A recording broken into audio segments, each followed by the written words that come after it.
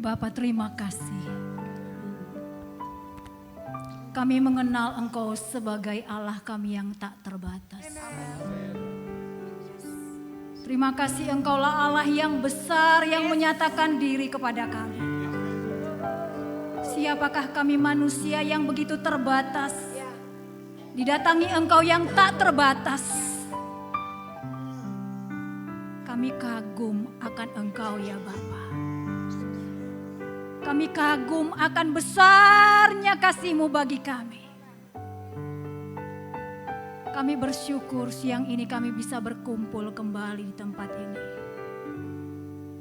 Menikmati persekutuan, menikmati puji-pujian. Sekarang waktunya bagi kami untuk duduk diam di bawah kaki Tuhan. Mendengarkan suara-Mu baik-baik.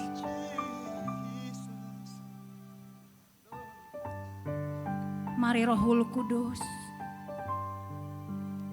bukalah telinga kami, jadikan kami telinga seorang murid.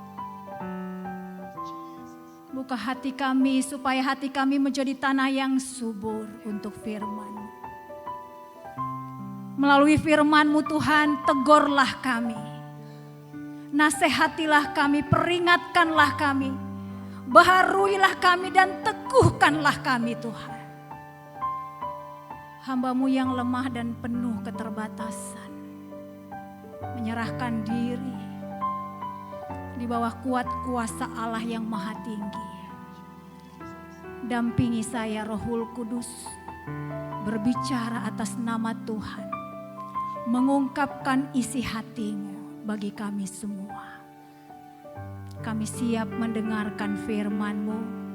Di dalam nama Yesus kami berdoa. Haleluya. Amin. Silahkan duduk kembali Bapak Ibu Saudara yang dikasihi Tuhan. Luar biasa. Shalom Bapak Ibu Saudara. Puji nama Tuhan. Ini kesempatan yang sangat baik dan saya berterima kasih kepada GBI Gajah Mada yang memberikan kesempatan sekali lagi bagi saya untuk membagikan firman Tuhan bagi kita semuanya. Bapak Ibu Saudara yang dikasihi oleh Tuhan, kita akan melihat firman Tuhan pagi ini dari Yeremia 33 ayat 1 sampai ayat yang ke-11. Yeremia 33 ayat 1 sampai ayat yang ke-13.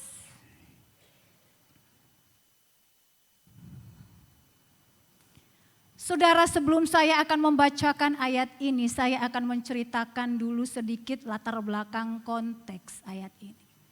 Saudara, sejak Salomo, Raja Israel itu meninggal dunia, maka terpecahlah kerajaan Israel menjadi dua bagian. Kerajaan utara yaitu Israel dan kerajaan selatan disebut Yehuda. Saudara, kenapa mereka pecah? Karena dua kerajaan ini ingin berebut tahta Daud dan ingin berebut kekuasaan atas bait Allah.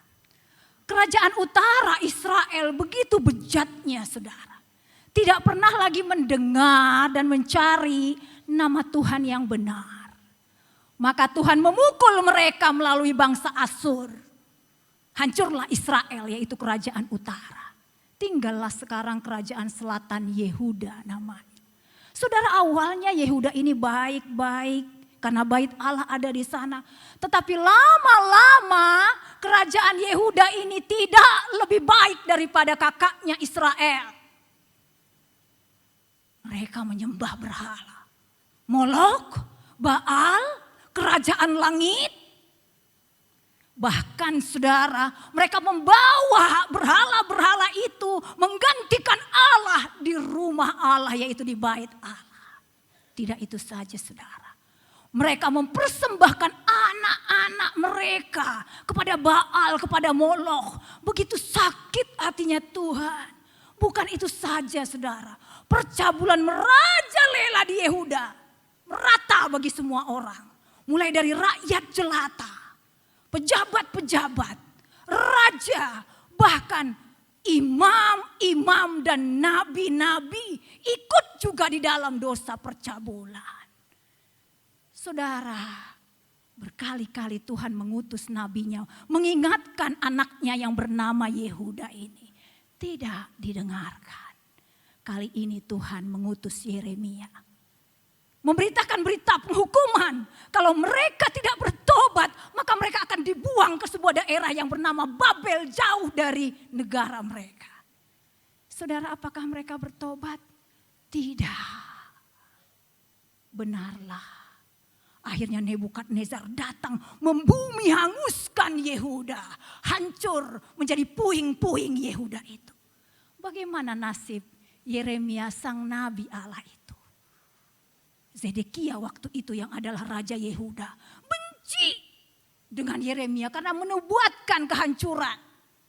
Ditangkapnya Yeremia, diborgolnya dia, dimasukkan ke dalam penjara. Terpuruklah Yeremia, saudara. Sudah melihat Yehuda hancur, puing-puing. Sekarang dia di penjara. Pada waktu itulah Allah berfirman kepadanya. Mari kita baca. Yeremia 33 ayat 1 sampai 11. Datanglah firman Tuhan untuk kedua kalinya kepada Yeremia. Ketika ia masih terkurung di pelataran penjagaan, bunyinya. Beginilah firman Tuhan yang telah menjadikan bumi dengan membentuknya dan menegakkannya. Tuhan ialah namanya. Berserulah kepadaku, maka aku akan menjawab engkau. Dan akan memberitahukan kepadamu hal-hal yang besar dan yang tidak terpahami. Yakni hal-hal yang tidak kau ketahui. Sebab beginilah firman Tuhan Allah Israel.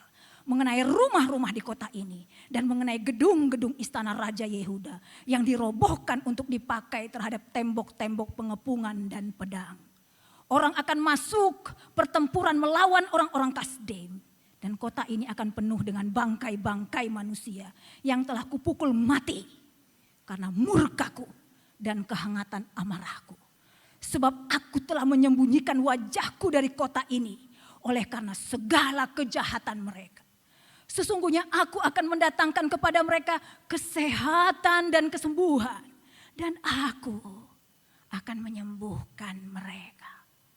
Dan akan menyingkapkan kepada mereka kesejahteraan dan keamanan yang berlimpah-limpah. Aku akan memulihkan keadaan Yehuda dan Israel. Dan akan membangun mereka seperti dulu. Aku akan mentahirkan mereka dari segala kesalahan yang mereka lakukan dengan berdosa terhadap aku. Dan aku akan mengampuni segala kesalahan yang mereka lakukan dengan berdosa dan memberontak terhadap aku. Dan kota ini akan menjadi pokok kegirangan, ternama, terpuji, terhormat bagiku di depan segala bangsa di bumi. Yang telah mendengar tentang segala kebajikan yang kulakukan kepadanya. Mereka akan terkejut dan gemetar. Karena segala kebajikan dan segala kesejahteraan yang kulakukan kepadanya. Beginilah firman Tuhan.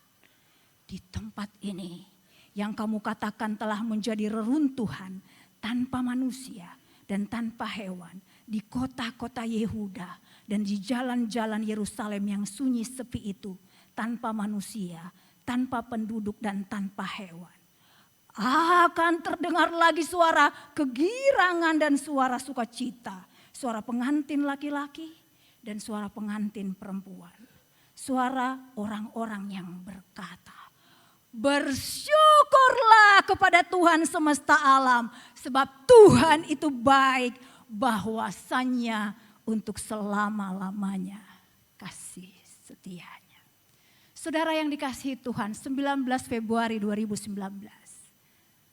Poltak Sihombing menangisi kematian putranya, Stephen Sihombing. Putranya itu mati mengenaskan karena dimasak. Saudara, waktu wartawan bertanya kepada Pak Sihombing, Pak, bagaimana kesan Bapak tentang anak Bapak Stephen? Anaknya itu mati. Dibunuh karena dituduh mencuri.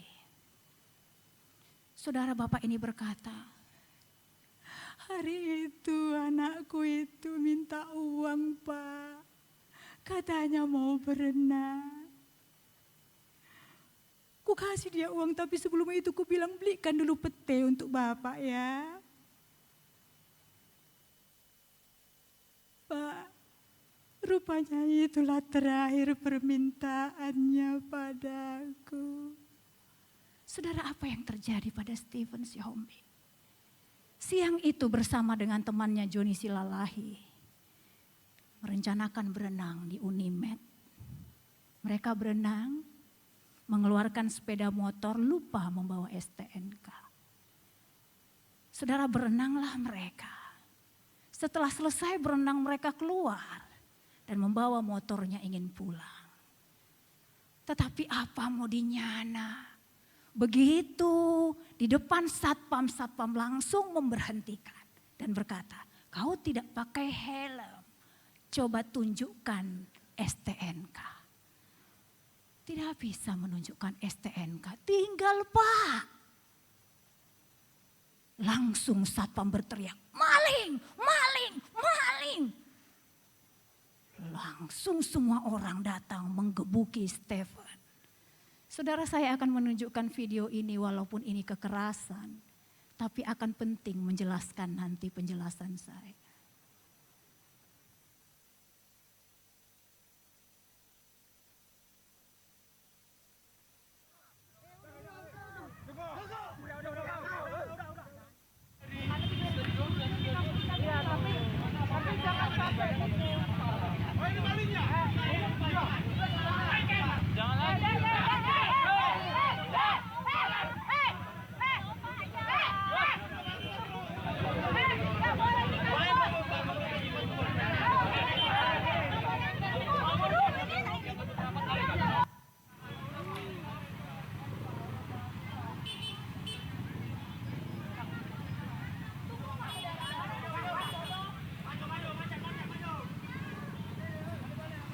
Miris.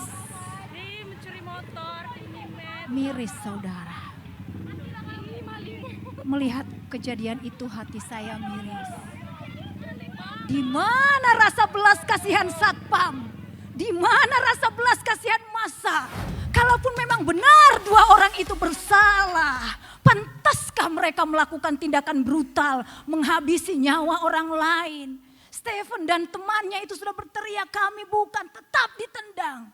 Awalnya mereka begitu keras, masih bilang bukan, ditendang. Mulutnya robek, matanya sudah mulai keluar, masa demikian brutal. Tak ada belas kasihan. Ketika sudah kaku saudara, mereka pun tak peduli sampai puas. Saudara, di mana belas kasihan? Tidakkah mereka berpikir seandainya itu adalah anak mereka sendiri, abang mereka sendiri, adik mereka sendiri? Ataukah tidak adakah timbul di dalam hatinya jikalau itu adalah orang terdekat?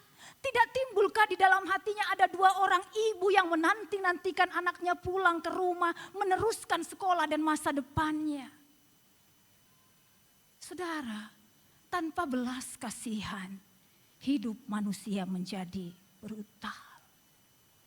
Tanpa belas kasihan, kita hanya menghancurkan hidup orang lain. Saudara, apa itu belas kasihan? Belas kasihan itu bukan perasaan yang naik turun, saudara. Yang kadang-kadang ada, kadang-kadang hilang. Tapi perasaan belas kasihan itu adalah perasaan kasih yang muncul melihat penderitaan orang lain. Ada dorongan saudara dari dalam diri untuk sungguh-sungguh mengurangi derita orang lain. Ini seperti seorang ibu yang mendengarkan anaknya kecelakaan. Tidak ada seorang ibu yang tidak akan meninggalkan pekerjaannya. Dia akan segera lari mendapatkan anaknya, menggendongnya, membawanya ke rumah sakit. Apapun yang terjadi dia harus membawa anaknya. Sekalipun waktu sehat anak itu sedemikian nakalnya. Ini seperti hati seorang bapak yang melihat anak gadisnya pulang berlinang air mata, bajunya cobek-cobek, badannya luka-luka. baru dirampok dan dicabuli oleh orang-orang mabuk di simpang jalan. Hati Bapa mana yang tidak akan segera memeluknya, memulihkannya. Walaupun anak ini dia sulit sekali dikatai atau dinasehati, tetapi hati Bapa mana yang tidak berbelas kasihan. Saudara, demikianlah hati Bapa. Dia penuh belas kasihan. Sekalipun anaknya Israel dan Yehuda, saudara, berkali-kali menyakiti dia. Berapa lama mereka menyakiti dia? Saudara, dikatakan sejak mudanya. Sebab orang Israel dan orang Yehuda hanyalah melakukan yang jahat di mataku sejak masa mudanya. Sungguh orang Israel hanya menimbulkan sakit hatiku dengan perbuatan tangan mereka. Saudara, sejak muda, sejak mereka keluar dari Mesir, Allah membawa mereka, saudara. Apa yang dilakukan oleh Israel? Mereka membuat patung lembu emas menyakiti hati Tuhan. Allah memberikan mereka mana, mereka memunggungi Tuhan. Sepanjang perjalanan Israel yang ada hanya menyakiti hati Tuhan, tidak pernah sekalipun menyenangkan hati Tuhan. Saudara, sejak muda anaknya yang bernama Israel dan Yehuda hanya menyakiti hati bapaknya. Saudara bisa bayangkan gak kalau Anda dan saya orang tua punya anak yang sejak kecil hanya taunya menyakiti hatimu dan hatiku. Masih TK, engkau antar ke sekolah, dimaki-makinya kau. SD, uang jajannya gak cukup, dijotosinya engkau dan saya. Remaja, dia bawa laki-laki atau perempuan di dalam rumahmu dan tidur dengannya. Agak dewasa, dibuangnya bajumu dari rumah, diusirnya engkau. Saya rasa layaklah orang tua seperti ini marah, menghukum anaknya sekeras-kerasnya, bahkan mengusir dia dari rumah. Layaklah saudara Tuhan menghukum anaknya yang bernama Israel dan Yehuda itu. Karena sejak mudanya tidak pernah mereka menyenangkan hati bapaknya. Tapi tidak demikian hati Bapa. Ia penuh belas kasihan. Belas kasihannya itu melampaui murkanya terhadap kesalahan mereka. Kenapa saudara? Allah memilih berbelas kasihan karena ingin anaknya, engkau dan saya, pulih. Saudara, mungkin engkau dan saya bertanya, kalau gitu Bu, boleh dong saya berbuat dosa terus? Kan Allah berbelas kasihan, bukan itu maksudnya. Belas kasihan Allah tidak meniadakan keadilannya. Dia harus menghukum dosa saudara, tapi saya kasih perspektif yang baru. Belas kasihan Allah membuat dia harus menghukum dosa, tapi bukan untuk menghancurkan, tapi membawa kepada pertobatan. Saudara, sepanjang kitab Yeremia ada banyak kata murka Allah. Yang menarik saudara, di ayat 5 perhatikanlah. Ada kata murka di sana.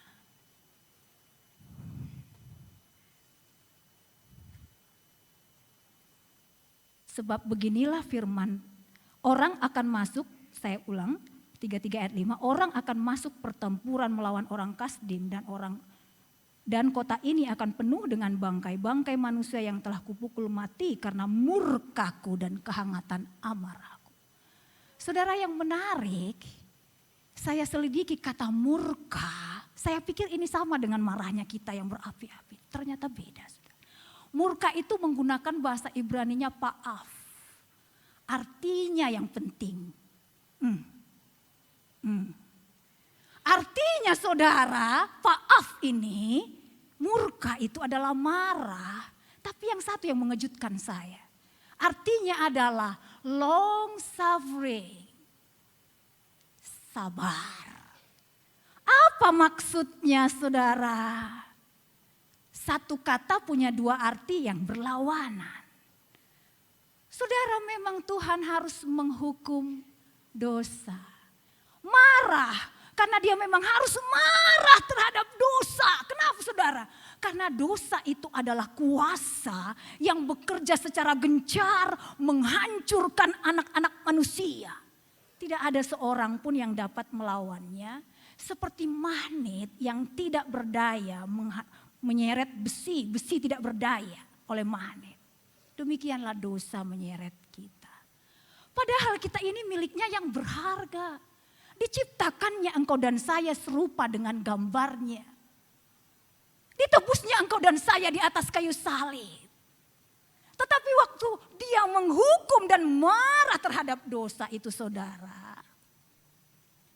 Karena dosa itu melekat padamu dan padaku, mau gak mau.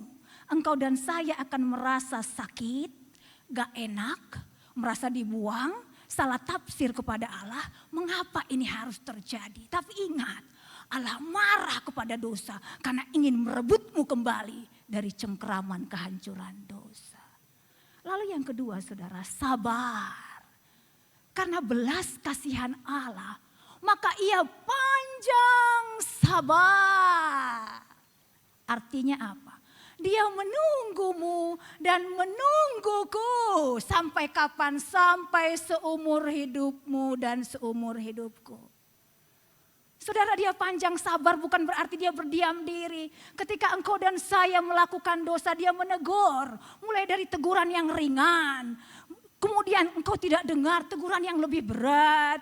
Kemudian teguran yang lebih berat. Tapi perhatikan, berdasarkan belas kasihannya ini, tegurannya atau hukumannya itu terukur. Tidak menghancurkanmu dan menghancurkanku. Karena tujuannya adalah membawamu dan membawaku kepada pertobatan. Saudara yang dikasihi Tuhan, Yehuda dibuang ke Babel. Berapa lama? 70 tahun. Ada banyak orang Yehuda yang bilang, kami tidak mau, enak aja, kami udah enak-enak di sini, masa kami harus ke sana? Saudara, orang-orang Yehuda yang tidak mau dibuang ke Babel, matilah mereka. Tapi orang-orang Yehuda yang mau dibuang ke Babel, mereka hidup terpelihara dan bahkan keturunan mereka dapat kembali lagi. Belas kasihan Tuhan harus menghukum dosa. Maaf, tapi dia panjang sabar menunggumu dan menungguku. Saudara, hukumannya selalu terukur. Dia menegur dari yang paling ringan. Kalau engkau dan saya tidak mau dengar, dia naikkan kualitasnya. Lebih kencang. Tidak mau dengar lagi, lebih keras. Kadang-kadang harus memukul engkau dan saya sampai pingsan. Saudara, ada seorang anak, Riko namanya, bercerita. Anak SMP. Dia berkata, hari itu kami mau berenang. Saya, Riko, Imot, dan Sarto. Dan dia katakan kami berenang di pinggiran Sungai Bengawan, Solo. Hari itu kami berenang pulang sekolah sore. Pertama-tama kami main, lumpur, lempar-lemparan, senang. Lalu kemudian dia bilang saya menyelam selulup keluar, selulup keluar, selulup keluar. Lalu waktu dia selulup, dia pergi ke kanan, ke kiri, saudara. Waktu dia naik lagi ke atas, timbul ke atas, dia lihat 30 meter dari dia. Imot temannya lompat. Lompat dari pinggiran daratan, lalu wah, teriak. Seperti pelompat indah. Riko berpikir bahwa dia senang sekali. Masih bermain saudara, tiba-tiba tidak beberapa lama, beberapa menit, ada teriakan, Riko, Riko, Riko. Lalu Riko, loh, Imot yang tadi lompat ternyata minta tolong, hampir tenggelam. Cepat-cepat Riko naik ke daratan dan pergi ke tempat itu dan dia masuk ke dalam. Lalu Sarto berteriak, weh tolong. Percuma. Karena daerah itu jauh dari keramaian. Si Riko mulai menolongnya saudara. Digenggamnya dia. Tetapi Imot mulai memeluk dia keras-keras. Pundaknya ditekan. Lalu kemudian dia berusaha menginjak dia. Lalu kemudian berusaha menekan agar dia bisa mencapai udara keluar. Riko sadar bahwa Imot akan berusaha apapun agar dia bisa mendapat udara. Tapi dia sadar dia akan mati berdua. Sebab itu Riko menggapai Imot. Lalu dia tinju kepalanya. Pingsanlah dia. Lalu membawanya ke pinggir. Saudara yang dikasihi Tuhan. Seringkali engkau dan saya seperti Imot, bukan?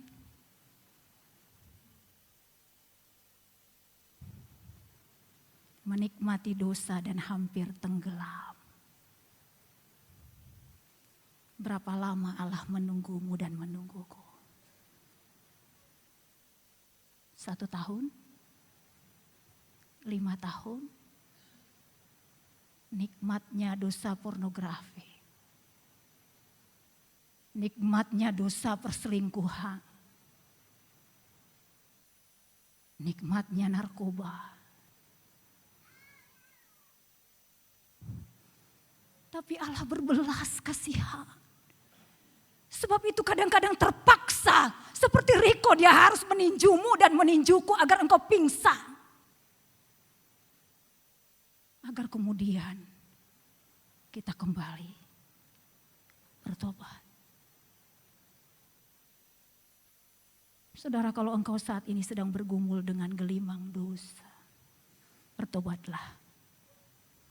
Namun apabila engkau saat ini sedang mengalami hukuman atau disiplin Tuhan, apakah itu bentuknya saya tidak tahu. Penyakitkah? Persoalan rumah tanggakah? Kesulitan keuangankah? Apapun bentuknya yang menghimpit engkau. Datanglah kepada Bapa yang penuh belas kasihan itu. Katakan, forgive me Lord. Help me. Dia penuh belas kasihan. Dia menantikan itu.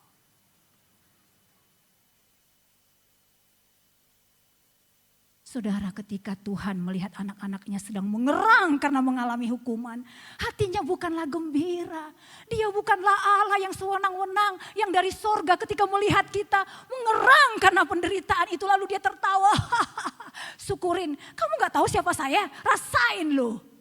Tidak, saudara. Ketika kita mengalami disiplin, hati Bapa menangis. Suatu kali saudara, saya harus mendisiplin anak saya Shalom. Hari itu kami merencanakan makan malam di luar. Kami jarang untuk makan malam. Jadi kalau seandainya ada keluar itu sesuatu yang istimewa. Hari itu kami merencanakan keluar. Tapi sore itu Shalom melakukan kesalahan. Lalu saya dan Pak Sahat memutuskan mendisiplin Shalom. Dia harus tinggal di rumah sendirian dan kami semuanya pergi makan malam. Saudara, rumah saya itu siapa yang pernah datang ke rumah saya di ujung saudara. Dan di samping rumah saya itu luas hutan adalah dulunya padang golf yang mangkrak. Jadi saudara bisa bayangkan rumah saya itu sepi. Di ujung. Tidak ada tetangga. Saya tinggalkan anak saya di situ sebagai bentuk disiplin. Saudara, saya keluar makan malam bersama dengan keluarga. Hati saya enggak tenang. Hati saya terus menerus memikirkan Shalom di rumah. Saya sedih makan enggak enak. Saya ingin segera pulang dan langsung memeluk dia. Saudara, saya pikir demikianlah hati Bapa. Ketika melihat anak-anaknya sedang mengalami disiplin darinya. Tapi disiplin itu harus dilakukan. Karena belas kasihannya itu memulihkan keadaan anak-anaknya dengan sempurna. Saudara, dia menunggu kita datang kepadanya dan berteriak, forgive me Lord. Ampuni saya Tuhan. Hatinya gak pernah tahan. ketika melihat anak-anaknya dengan hati yang hancur datang kepadanya dan berseru, "Forgive me, Lord." Itulah yang Tuhan katakan kepada Yeremia, saudara, ketika dia ada di dalam penjara. Berkhotbah 40 tahun ditolak, kitabnya dicabik-cabik oleh raja dan dibakar. Dia masuk ke dalam penjara, dalam keterpurukannya Allah berkata kepada Yeremia, "Berserulah kepadaku, maka aku akan menjawab engkau dan akan memberitahukan kepadamu hal-hal yang besar yang tidak terpahami, yakni hal-hal yang tidak kau ketahui." Inilah hati Tuhan. Dia ingin umatnya berseru di saat terjepit. Dan Tuhan pasti mendengar dan memulihkan. Ia memberi jaminan, yaitu namanya sendiri. Tuhanlah namanya. Dia menjamin akan mendengarkan dan menjawab anak-anaknya. Saudara, pemulihan apa yang akan Tuhan kerjakan? Kalau saudara lihat, saudara, di ayat 3, di ayat 4 sampai 13. Pemulihan itu, saudara, memberikan kesehatan, kesembuhan, kesejahteraan, membangun kembali Israel dan Yehuda, menyucikan, mengampuni mereka.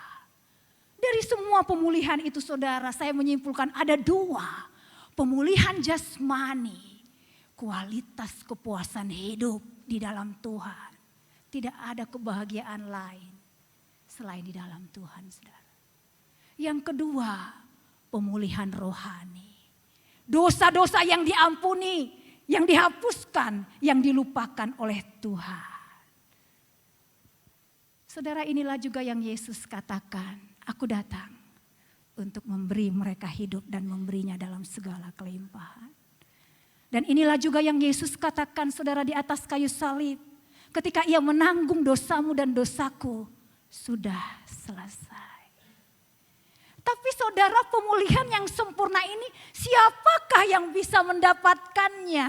Oh saudara, saya harus minta maaf mengatakan, tidak semua orang dapat dipulihkan sempurna. Hati Allah ingin semua orang dipulihkan sempurna, tapi tidak semua orang akan mendapatkannya. Hanya orang yang datang dengan hati yang hancur yang mendapatkan pemulihan dari Allah. Banyak orang yang hancur hidupnya, tetapi tidak pernah hancur hatinya. Allah menantikan orang yang hancur hatinya. Saudara, Yehuda adalah orang yang sudah hancur, tetapi tidak pernah hancur hatinya datang kepada Allah. Yeremia adalah orang yang hancur, tetapi hancur hati datang kepada Allah.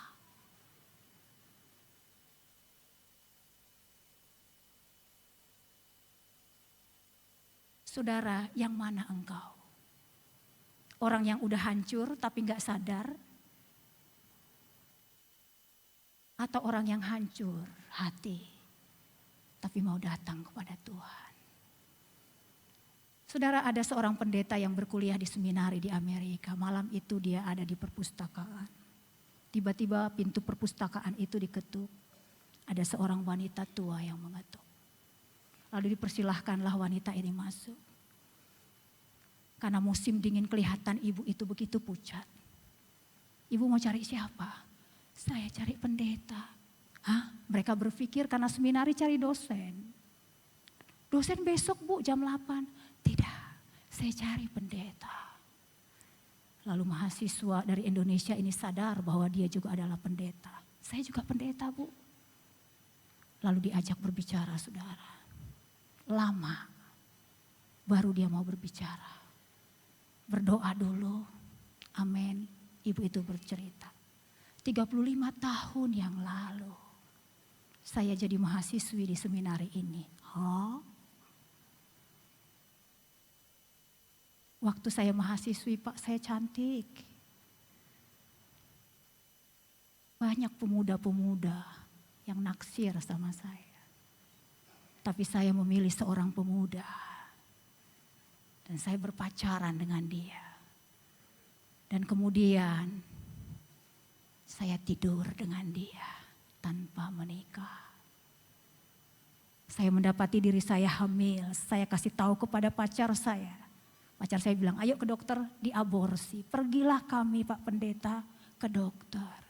Tanpa perasaan bersalah saya mengaborsi bayi saya. Luluslah saya dari seminari, putuslah juga saya dengan pacar saya. Tapi saya hidup terus di dalam dosa. Saya hidup berganti laki-laki dengan laki-laki yang lain. Sampai 6 bulan terakhir Pak Pendeta. Saya merasa tidak tenang, seperti ada keluar dari dalam hati saya seluruh dosa saya. Lalu saya melihat diri saya, kejam banget, engkau adalah ibu yang tega membunuh anakmu sendiri. Dan ada suara yang mengatakan engkau perempuan bejat, tidak berguna, layak dihukum. Berkali-kali Pak Pendeta saya akan berniat mengakhiri hidup saya, bunuh diri. Tapi sebelum saya mengakhiri, ada satu suara yang berkata, temui pendeta. Lalu Pak Pendeta ini sadar bahwa Roh Kudus memimpin dia. Dan dia membawa ibu ini. Bu, Kristus membawa ibu. Tuhan Yesus mengasihi ibu. Ibu itu berkata, saya tahu Tuhan itu kasih. Tapi saya tidak pernah tahu Tuhan akan mengasihi saya. Lama baru bisa diyakinkan. Sampai pendeta itu berkata, memegang tangan ibu itu. Look at me. I was a sinner too. Lihat saya, aku pun dulu adalah orang berdosa. Yesus menangkapku, membawaku sampai seperti sekarang ini. Maukah ibu menerima Yesus sebagai Tuhan dan Juru Selamat? Ia mengangguk. Lalu diajak berdoa kata demi kata, saudara. Amin. Setelah selesai pendeta ini menyuruh ibu ini berdoa sendiri. Lama ditunggu. Yang terdengar hanyalah isakan. Yang semakin lama semakin keras. Semakin keras. Semakin keras. Pendeta ini menunggu sabar. Setelah lama ditunggu, 2 kalimat keluar dari mulut ibu ini. Yang pertama, Lord, forgive me, Lord. Dia nangis lagi. Terus menangis. Terakhir kalimat yang kedua. Satu kata. Thank you, Lord.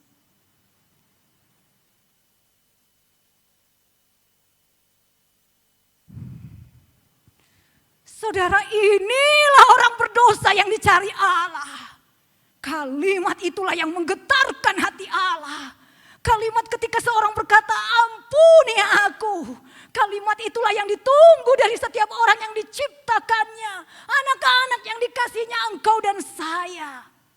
Yang selalu dinanti untuk berhenti berbuat dosa. Dan berkata seperti anak yang hilang. Bapa, aku telah berdosa terhadap Bapa dan terhadap sorga. Saya selalu heran, saudara. Mengapa hati Tuhan tidak pernah tertutup?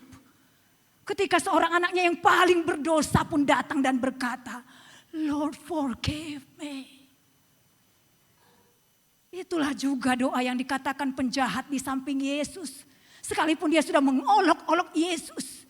Dia katakan, Yesus ingatlah akan aku.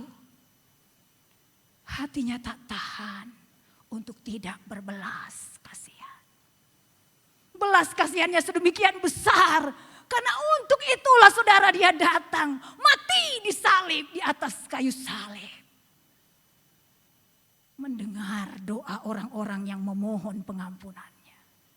Doa seperti itulah saudara yang mendatangkan anugerah Tuhan. Yang mendatangkan pemulihan secara sempurna. Pemulihan jasmani dan pemulihan rohani. Saudaraku, apakah saat ini keadaanmu terpuruk? Sehitam apapun dosamu, sehancur apapun masa lalumu, datanglah kepadanya. bawalah hati yang hancur itu. Katakan, Lord, forgive me. Itulah yang akan memulihkan hidupmu sempurna. Saudara, belas kasihan Bapa melampaui murkanya. Dia bisa melampiaskan murka semurka-murkanya bagiku dan bagimu. Tapi itu hanya menghasilkan kehancuran. Dia tidak memilih itu. Dia memilih berbelas kasihan agar engkau dan saya dipulihkan sempurna. Saudara, sebagai video yang terakhir, saudara perhatikan baik-baik. Saya akan menunjukkan video tentang seorang prajurit Amerika yang waktu itu berperang melawan Vietnam. Dia harus memerangi rakyat Vietnam. Tapi suatu ketika prajurit Amerika ini tertangkap, disiksa habis oleh prajurit Vietnam. Menderita, hampir mati dan hampir putus nyawanya. Ketika hampir putus nyawanya, datanglah seorang gadis Vietnam berbelas kasihan kepadanya. Padahal mereka adalah musuh prajurit Amerika. Belas kasihan gadis Vietnam itu sungguh berarti memulihkan. แกจำได้ไหม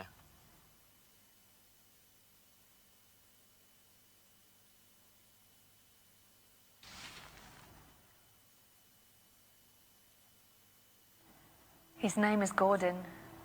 He's my father. He was a soldier.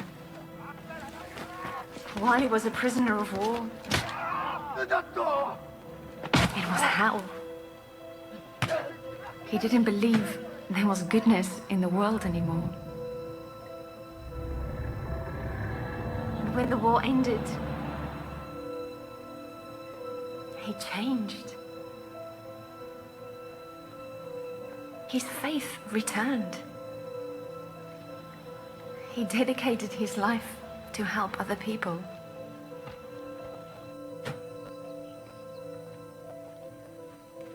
And on the day he died, he asked me to come and find the person who changed him. What did you say to him?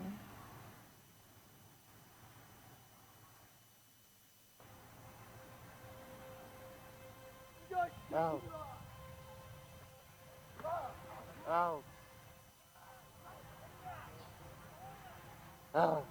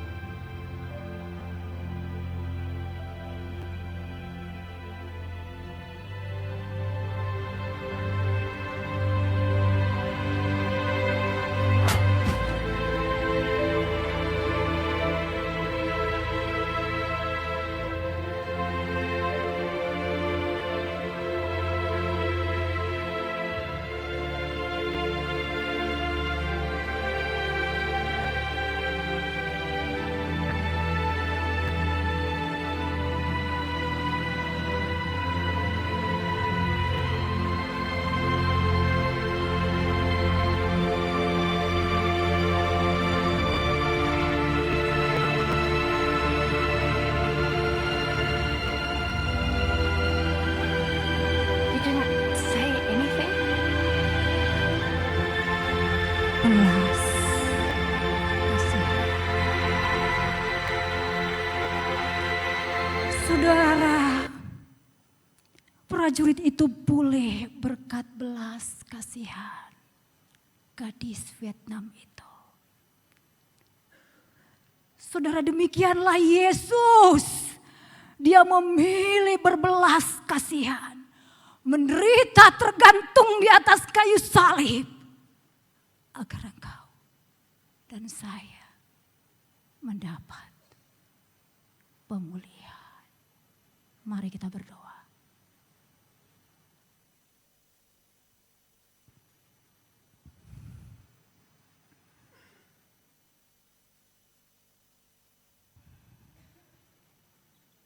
Saudara, hari ini saya bisa berkata, Bapa, Engkau sungguh baik. Karena sekarang aku tahu besarnya belas kasihan-Mu padaku orang berdosa ini. Mari saudara berdoalah di dalam hati. Katakan, Tuhan, Engkau sungguh baik. Terima kasih belas kasihan-Mu yang memulihkan aku.